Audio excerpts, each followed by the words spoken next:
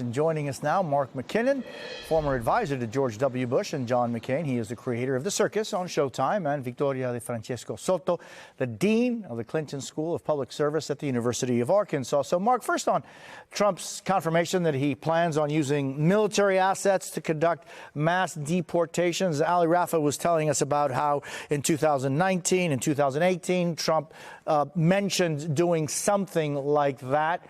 But is there any precedent for something as broad-based as using military assets for deportations? Thanks, Jose. Well, I think the one thing we know is that Trump's going to do everything within the law and perhaps beyond the law. He's going to revert to a 1798 law called the Alien Enemies Act, which has been used several times, but in true acts of war. But the definition is not just declared acts of war. It's also for attempted invasion or predatory incursions. And you can certainly imagine how Trump would expand the definition under this administration. This was used in 1955 when the then President Eisenhower tried to use the military and was barred from that. But in Operation Wetback, they chose to use National Guard troops as a way of enforcing these laws.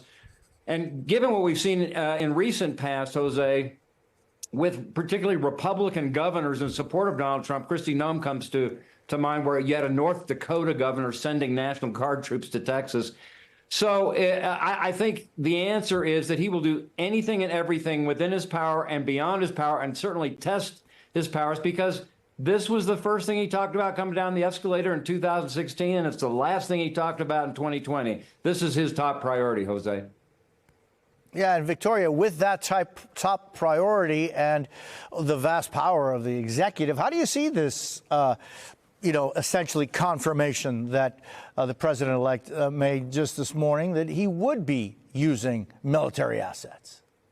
Right. And so this is something that he had talked about, to Mark's earlier point. And also, it's something not entirely new from a historical sense. So Mark mentioned Operation Wetback, whereas we did not see the actual military being used.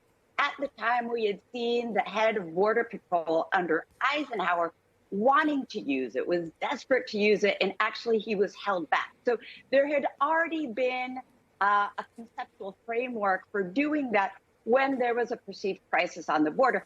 That being said, let's think about the magnitude. The high estimates of Operation Wetback were at about 1 million, even though folks think that the actual numbers were closer to about 500,000. Now think about today, where we estimate about 20 million undocumented individuals in the United States. So I really am scratching my head and thinking about what this would look like in terms of the scale and the size, bureaucratically speaking, in terms of this. And I think this is why Donald Trump is going to try to justify the use of the military, surely because of the scale, in addition to how he is labeling this as an affront on the national sovereignty of the United States. And Victoria, meanwhile, the Trump team appears to be standing behind the president-elect's pick for Defense Secretary, Pete Hegseth. How big of an obstacle do you think this is going to be for his confirmation? I think that in this instance, we have a Senate that is majority Republican. The Senate is trying to assert his power, but the president is asserting that he has a mandate. He won the popular vote. He won the electoral college vote. The other piece of this, Jose, is that you see a number of new senators that have come in after Trump's first administration. So I do think that there is a different climate. I'm in a toss-up right now whether how much pushback there's going to be, but compared to where we were maybe 5 or 10 years ago, I do see a potential path for this controversial nominee.